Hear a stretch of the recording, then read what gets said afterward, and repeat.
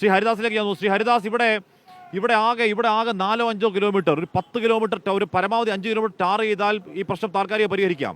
5 kilo ടാറിന് എത്ര രൂപ വേണ്ടി വരും? എത്ര ദിവസം വേണ്ടി വരും? ഇന്നിപ്പോൾ വെയിലാണ്, ഇന്നലെ വെയിലാണ്, ഒരു കുഞ്ഞിങ്ങോട്ട് വന്നിട്ടില്ല. അപ്പോൾ കരാർ കമ്പനിക്ക്, ദേശീയപാത അതോറിറ്റിക്കൊക്കെ ഈ പാവങ്ങളുടെ വേദന കാണുമ്പോൾ അങ്ങ് പരിഹാസവും പുച്ഛവുമാണ്. ആ പുച്ഛം മാറ്റിക്കൊടുക്കേണ്ട കേരളം. ശ്രീ ഹരിദാസ്, അതിനെങ്ങനെയാണ് ഹാഷ്മി അതിന് സാധിക്കുക? ഇവിടെ ഭരണപക്ഷവും പ്രതിപക്ഷവും ഈ കാര്യത്തിൽ കേന്ദ്ര സർക്കാരിൻ്റെ ഈ ഹൈവേ റോബറിക്ക് കൂട്ടുനിന്നുകൊണ്ട് മുൻപോട്ട് പോകുന്ന ഒരു കാഴ്ചയല്ലേ നമ്മൾ കണ്ടുകൊണ്ടിരിക്കുന്നത്. 2012 മുതൽ 2021 വരെ 728 കോടി രൂപ ചെലവാക്കിയ 67 കിലോമീറ്റർ റോഡിന് 1781 കോടി രൂപ ടോൾ ഇനത്തിൽ പിരിച്ചിട്ട് അത് എന്തുകൊണ്ടാണ് ഇനി ഈ ടോൾ നിർത്താത്തതെന്ന് ചോദിക്കാൻ സംസ്ഥാന സർക്കാർ തയ്യാറായിട്ടില്ല. ഇവിടെ ഇപ്പോൾ സുപ്രീം കോടതിയിലെ ഹൈക്കോടതിയിലും പോയ ആ വ്യക്തി ഈ ചർച്ചയിൽ പങ്കെടുക്കുന്നുണ്ട്.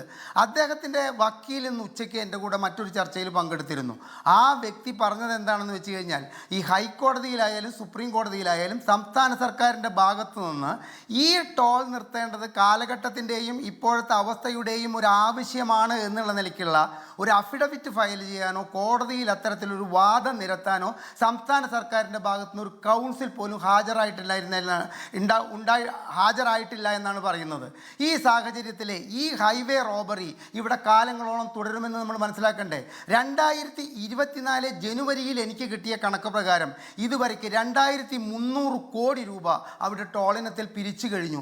ഇനിയും അപ്പോൾ ഏകദേശം 162% മുടക്കുമുതലിൻ്റെ 162% പിരിച്ചു കഴിഞ്ഞിട്ടും ഇത് എന്നാണ് ഈ ടോൾ നിർത്തുക എന്ന ചോദ്യത്തിന് 2028 ജൂൺ 24 ടോൾ നിർത്താൻ സാധ്യതയുണ്ട്. അത് നീട്ടിവെക്കാൻ നാഷണൽ ഹൈവേ അതോറിറ്റിക്ക് പവറുമുണ്ട് എന്നുള്ള നിലയ്ക്കാണ് എനിക്കൊക്കെ വിവരാവകാശ മറുപടി കിട്ടിയിരിക്കുന്നത്.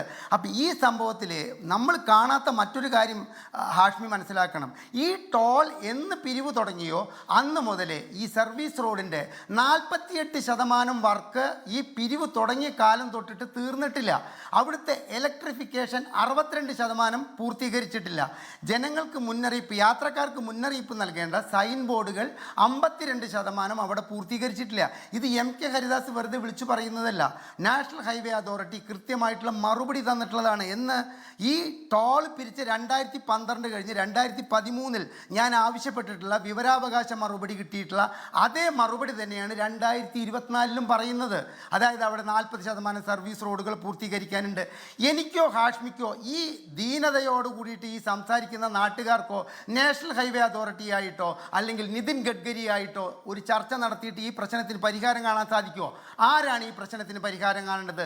സംസ്ഥാന സർക്കാർ 5 നിവേദനങ്ങൾ ഈ കൈകൊണ്ട് കൊടുത്തിട്ടുള്ളതാണോ? ഓരോ വിവരാവകാശ അപേക്ഷയിലൂടെ മറുപടി കിട്ടുമ്പോഴും ആ മറുപടിയുടെ കോപ്പി വെച്ചിട്ട് 5 തവണ ഇവിടുത്തെ പൊതുമരാമത്ത് വകുപ്പ് മന്ത്രിക്കും 1 പ്രാവശ്യം മുഖ്യമന്ത്രിക്കും നിവേദനം നൽകിയിട്ടുണ്ട്. ഈ ഹൈവേ റോബറി അവസാനിപ്പിക്കണം.